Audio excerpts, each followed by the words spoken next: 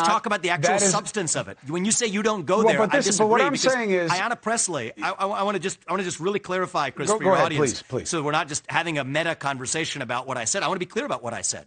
Ayanna Pressley clearly says, these are her words, not mine, we don't want any more black faces that don't want to be a black voice. We don't want any more brown faces that don't want to be a brown voice. Well, you know what? At points in our history, we have had people who have talked about black faces and brown faces to shut up, sit down, and do as they're told. You know who did that? Yes, the Grand Wizard of the KKK. So, yes, I know that's a little provocative, but that's just the truth of the substance of what she said with her own words. It's not provocative. And the reality is, when Hakeem Jeffries said the same thing when he's comparing Donald Trump to the Grand Wizard of the KKK, somehow the left-wing media was fine with it. All right, guys, so another day, so you know what that means. Another video about Vivek Ramaswamy getting backlash from the mainstream liberal media and making woke revolutionaries and their heads explode. Because like I told you guys, this guy is literally a liberal's worst nightmare, okay? And they know that. The liberal media knows that. This is why they can't stand the guy. This is why they're attacking the guy relentlessly, endlessly, with most attacks being just nonsense, okay? Taking his quotes out of context, making him say things he really didn't say. Again, it's pretty fascinating to behold, okay? The last time I saw this level of attack against a GOP candidate is when Trump was running back in 2015, okay? There's a whole lot of parallels between the campaign that Vivek is running right now and the Trump campaign from 2015. Again, I haven't seen this much hate and vitriol thrown towards a GOP candidate since then, okay? And one of the parallels we got to talk about here is Vivek Ramaswamy now being issued a cease and desist letter from Eminem because Vivek Ramaswamy rapped one of Eminem's songs, Lose Yourself, on the campaign trail. I think he was at the Iowa State Fair and he was having fun. He was up there rapping the song. Again, it was kind of cringy, but he does seem like the type of guy to like Eminem, considering how in college he was known as a libertarian rapper. Again, it's just funny to me the people that claim the guy is some type of fake or that he's a phony, when, I mean, it's been documented the guy basically has been a radical libertarian his whole life, okay? So again, these people that keep saying he's fake and then he's coming out here and saying things that are libertarian positions, it just blows my mind, right? It really does. I really don't understand it. But hey, what you see happening to Vivek Ramaswamy is exactly why politicians don't answer questions, okay? This is why they're ambiguous in regards to their policy positions, because Vivek Ramaswamy has done a ton of interviews where he will give a deep policy explanation or, you know, where he's at, and then the mainstream liberal media will take one sentence and they will clip it out of context and try to say things like, for example, he wants to defund Israel, which is not true at all, right? He never said that, right? He never said that, okay? And it shows up so many different places where they try to say that the man's contradicting himself when he's not actually contradicting himself at all. If you listen to everything that he says, okay? You can't take a whole speech on a policy and then try to take out one sentence and say, well, that's his policy or that's his position, when it's not true. They did the same thing when it came to what he wrote about Trump in his book, right? The mainstream liberal media is like, back then, Vivek Ramaswamy was criticizing Trump and he didn't believe any of the things that he believes today about Trump. Now he's kissing Trump's ass. When if you listen to the guy speak, right, he clearly says every single time, I would have done things differently than Trump. I think Trump used bad judgment on that day, okay? But bad judgment is not a crime.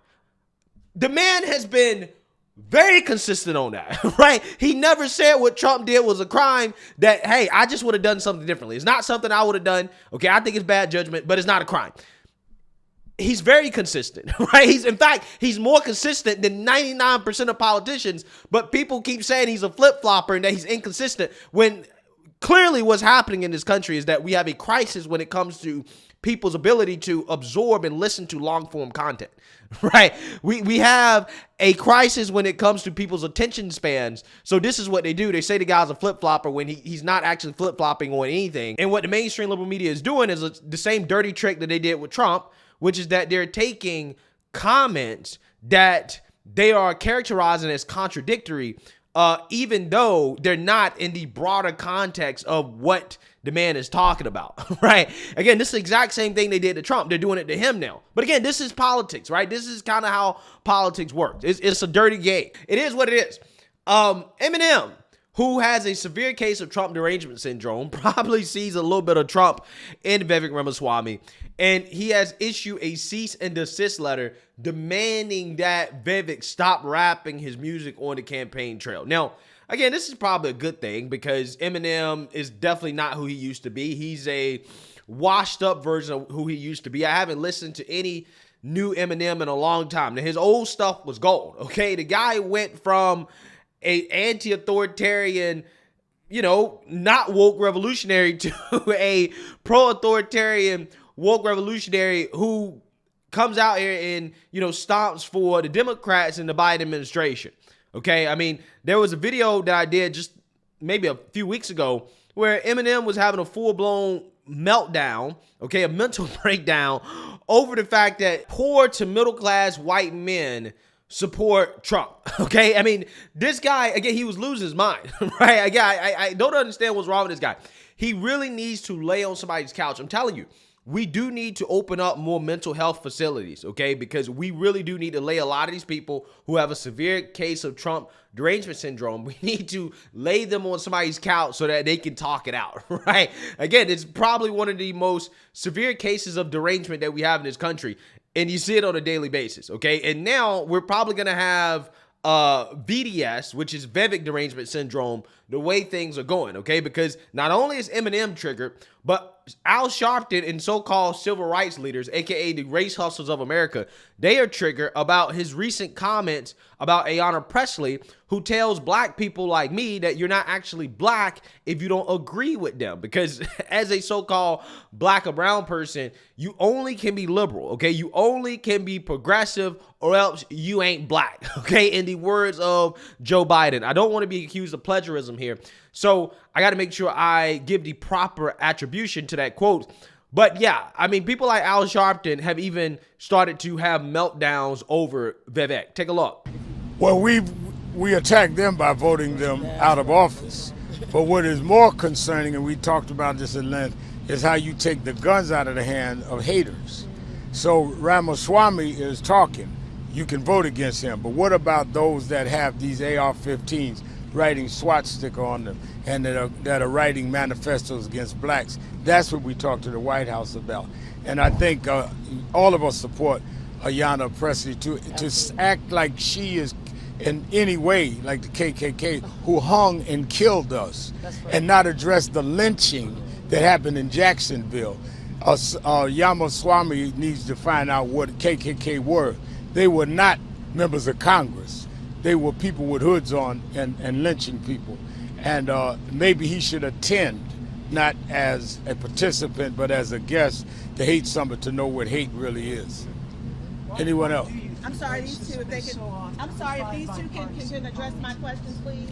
Yeah, I do want to address the attack on black women in this moment and the context of what you're sharing. I think one of the things that we find is that when there's progress, there's always attacks. When there's progress and there are attacks, that means we're getting closer to the answer. And the answer is, how do we continue to create political power for those that have been marginalized for centuries? Look, I would just say, a few things. So number one, white nationalism is a global threat, and it is the single most consequential, dangerous, explosive threat to the homeland right now. Congresswoman Pressley, look, I might not agree with her on every policy. We all probably don't agree with each other on every policy. But to slander her as KKK is deplorable. It is really toxic and terrible. And I would hope that the candidate would walk that back. Because again, the KKK murdered people, killed them, tore them out of their homes, and hung them from trees, burned crosses in their lawns. They killed Schwerner, Cheney, and Goodman, and so many more. So to compare the congressman to that is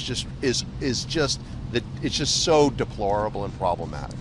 Yeah, so first and foremost, there has been KKK members, Exalted Cyclops to be more exact, Robert Byrd, okay, who have been senators and politicians, okay, members of Congress, okay? Robert Byrd, who's Joe Biden's best friend, was a member of the KKK, and he was in the Democrat Party. So Al Sharpton is just factually wrong when he says there's never been members of the KKK in Congress. It's just, there has been. Most of them have been Democrats, right? Again, Democrats tend to forget history for whatever reason, okay? Maybe because it's convenient for them.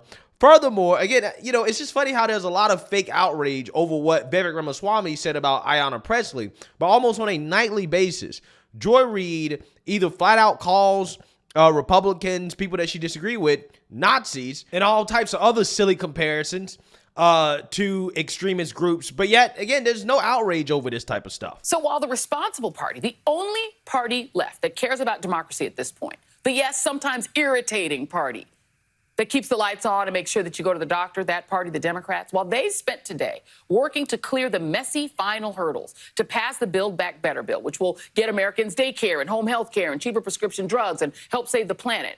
A vote on that is expected later tonight. While they are doing that, like regular politics, your drunk, mostly absentee, Nazi-curious, authoritarian Republican parent is doing this circus, just waiting around for you to put their ridiculous, embarrassing, democracy-hating, Trump cult authoritarian, open racism-embracing, dangerous behinds back in power. Yeah, so not only just woke talking heads in the liberal media comparing Republicans to Nazis, even though Republicans haven't come out here and killed anybody, they haven't exterminated Jews, okay, or done any of these atrocious and horrible things that Nazis do. Totally fine to make that comparison, to flat out call them that. Not only do you have people like Joy Reid saying stuff like that, you have sitting members of Congress, Cori Bush, who openly called President Trump a white supremacist. Madam Speaker, St. Louis and I rise in support of the article of impeachment against Donald J. Trump. If we fail to remove a white supremacist president who incited a white supremacist insurrection, it's communities like Missouri's 1st District that suffer the most. The 117th Congress must understand that we have a mandate to legislate in defense of Black lives. The first step in that process is to root out white supremacy, starting with impeaching the white supremacist in chief. Thank you, and I yield back. Yeah, so where was all this pearl clutching when you had Joy Reid going on television and basically calling the Republican Party Nazi curious, okay? In some cases, she outright just calls Republicans Nazis. You have Cori Bush calling the President of the United States a white supremacist.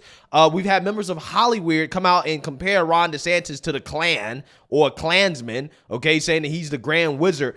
Again, where was all the outrage? There was no outrage because it's totally fine to compare white Republicans to the worst people, even though they have not committed any of these acts. Okay, it's totally fine to do that just because they disagree with Democrats politically.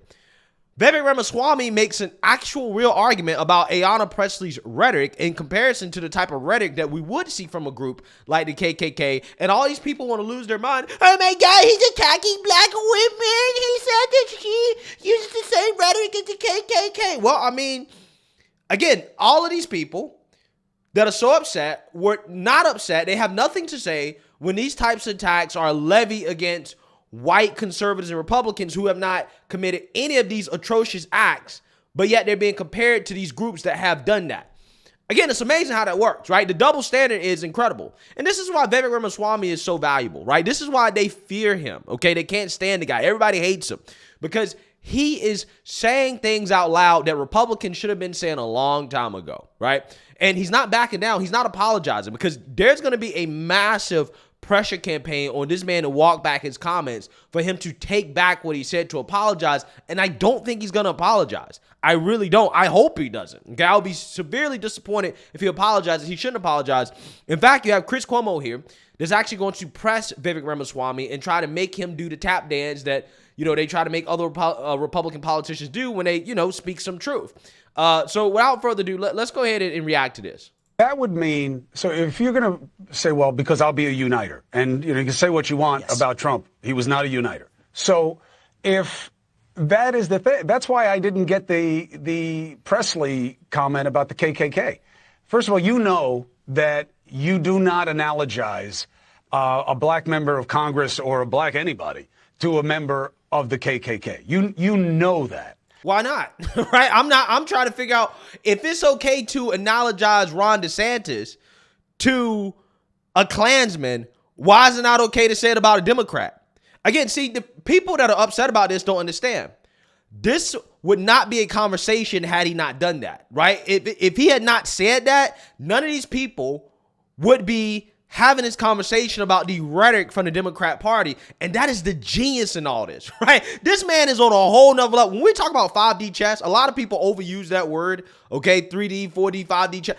Vivek Ramaswamy is actually playing 5D chess with the media, okay? Because had he not said that, we wouldn't be having this conversation. This is a sorely needed conversation about the hypocrisy from the left when it comes to the race conversation. And this man is the perfect man to have that conversation. And this is why they're losing their minds. Everybody's losing their minds. And, you know, I heard you say on the show yesterday, oh, but let's be intellectually honest. Okay, let's be intellectually honest. You know, let's be intellectually honest. Hakeem Jeffries, but you know that's not a Hakeem place Jeffries to go. in a much more no. That's not uniting. Let me just be honest with you, Chris. I think the way we unite this country is having more open conversations in this country. There is a gap between what people are willing to say in private and what people are willing to say in public. And I think the way we get to national unity is by opening up those conversations and closing that gap. Yeah, I guarantee you, there's a lot of white folks, including white liberals, who feel exactly the way Vivek Ramaswamy feels about some of these comments from these woke progressives, especially when it comes to the issue of race. They can't say it out loud because they're afraid of being called racist. And that is the power of this man. That's why what he's doing is so important, because he is having that conversation. These people really don't want to talk. They really don't want to have. That's why they're so focused on the KKK comments more so than the actual argument, because they know if they get into the argument, they have to confront their own racism. And they don't want to do that, right? They don't want to do it. That's the last thing that they want to do. They don't want to do it. Some people think the way we get to national unity is by showing up in the middle and compromising. Good people believe this, even in the Republican Party. I reject that. I think the way we're going to unite this country is by reviving the principles that unite all of us as Americans across our diversity, being uncompromising about those principles. Those are radical principles, Chris. This nation was founded on free speech, open debate, self-governance, the unapologetic pursuit of excellence. These are radical ideas. These are not moderate ideas. Yes. Having the right to say something, we both know, is not the same as whatever you say is going to be right. And that's correct. And so let's talk about the actual substance of it. When you say you don't go there, I disagree. But what I'm saying is, Ayanna Pressley, I want to just really. You notice how, again, this is what's so funny about this. These white liberal media commentators, they really, really, really don't want to have a conversation, okay? Because they agree, right? They all agree with what he's saying. That's why they so focused on the KKK comments, because they really don't want to get in that conversation. Because if forced to take a position on it, right, the actual substance, which is her rhetoric appropriate? Is it okay to tell black people who are conservative, who disagree with them politically, that are not actually black, if they come out here and they say that's wrong, all of a sudden now they're going to be looked at and say, well, you're racist, right? And they don't want that. That's what the white liberal fears the most, is being called a racist, okay? And this is why they're not letting Vivek talk. They're not actually trying to engage in what his point was, because they really don't want to talk about it. They really don't. Clarify, Chris, for your audience, please. So we're not just having a meta conversation about what I said. I want to be clear about what I said. Ayanna Pressley clearly says, these are her words, not mine, we don't want any more black faces that don't want to be a black voice. We don't want any more brown faces that don't want to be a brown voice. Well, you know what? At points in our history, we have had people who have talked about black faces and brown faces to shut up, sit down, and do as they're told. You know who did that? Yes, the Grand Wizard of the KKK. So, yes, I know that's a little provocative, but that's just the truth of the substance of what she said with her own words. It's not provocative. And the reality is, when Hakeem Jeffries said the same thing when he's comparing Donald Trump to the Grand Wizard of the KKK, somehow the left-wing media was fine with it. But when I'm using Ayanna Pressley's own words, then there's an issue with it. And that's a double standard, and I will not abide it. But it's not a double standard. I'm with you. I'm saying be consistent. It's absolutely a double standard, Chris, and you know it. When people liken Donald Trump or other people on the right to being Hitler-esque or Nazis or Gestapo, it's wrong. It is wrong. It's dead wrong. It cheapens the poison of those things. Absolutely, I'm with you on that. Okay. Yeah. So again, Chris, where was all the outrage, right? The point is that there's not the same level of media outrage when Democrats compared their opponents to Hitler, Nazis, white supremacists, KKK. When they do that, there's no outrage. They don't care, right? It's just political rhetoric. No big deal, right? But now when somebody on the right who happens to be not white gives the left a taste of their own medicine when it comes to race, all of a sudden it's a problem. Again, this is what they want. They want an environment where people on the right can't weaponize race the same way that the left can, right? And we're not playing that game. We're not playing that game. If the left wants to play that game, we'll play that game too. And that's their worst nightmare. And something else I want to say before I end this video. The fact that Vivek Ramaswamy is going on all these liberal networks tells you a lot about the Republican Party.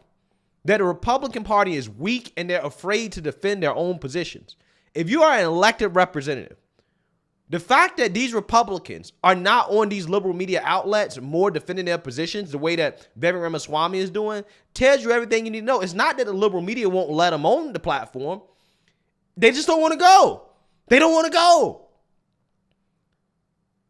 I've never seen anything like this. I've never seen a man that is willing to go into any liberal media outlet and to fight against the left and their narrative the way I'm seeing this man fight. I've never seen it before. It's a fascinating thing that I've wanted to see ever since I've started doing this. And you still got people out here that think the man is a plant. If this guy is a plant for the Democrat Party, he's the worst plant, right? Because again, this man is a Democrat's worst nightmare. He really is. He's a Democrat's worst nightmare. They can't stand this. And it really does say something about the Republican Party that this man is willing to go on these outlets and to push back against the narrative more so than most Republicans, besides people like, Byron Donalds, who will do it. And that's why I like Byron Donalds, because he's willing to do it as well too. And the reason why it's important is because we complain so much about the liberal media controlling the narrative, brainwashing folks, when Republicans aren't doing their job in regards to going on the liberal media outlets and fighting back, when clearly they can. Clearly they can. Because at the end of the day, it's important. Politics is not about the informed people, the people like me and you, people who watch this show, who, watch, things that are outside the mainstream liberal media. No, it's about the average person who comes home. They turn on CNN, they turn on MSNBC, they turn on ABC, NBC, and they watch 30 minutes to an hour of news a day. Those are the people that really matter the most when we're talking about winning elections. So when we complain about the liberal media being biased, it's partly the Republican Party's fault because Republicans don't go on them outlets enough to push back. The fact that they're letting this man on all the outlets tells me that it ain't the liberal media's fault that Republicans aren't up there enough pushing back against the narrative. It's the Republican Party's fault. When it came to the book banning thing, the fact that no Republican went on one of these liberal media outlets to discuss this issue and to bring one of these books, genderqueer, or this book is gay, open it up on national television to the explicit adult images and say, well, we're banning these type of books in school. Look at this adult content. You think this is okay? Would you allow your child to be exposed to this type of stuff? The fact that you didn't have one Republican, as far as I know, that did that tells you how weak this party is. Because that's an easy way to push back. That's an easy way to defend that policy. But instead, no, we just let them go on national television, the liberal media. We let them just smear Republicans that, well, they're banning all books. And there's no pushback. And then you got a man that's actually doing something that we've always wanted to see from Republicans, and people are saying that he's fake, right? Again, it blows my mind. I don't understand it. I don't get it. I'm not sure what man would sign up for this type of backlash, for the type of cancellation, for the type of hate and vitriol that's going to come his way from the fact that he is speaking the truth on national television. Things that are never said on national television. He is bringing it to him. Again, I've never seen anything like it. So I expect this to turn up there. I mean, this is going to keep going. It's going to get even worse. Again, this is fascinating. It really is. Let me know what you guys think. Make sure you like, comment, and subscribe. Most importantly, share a Black conservative perspective. Peace.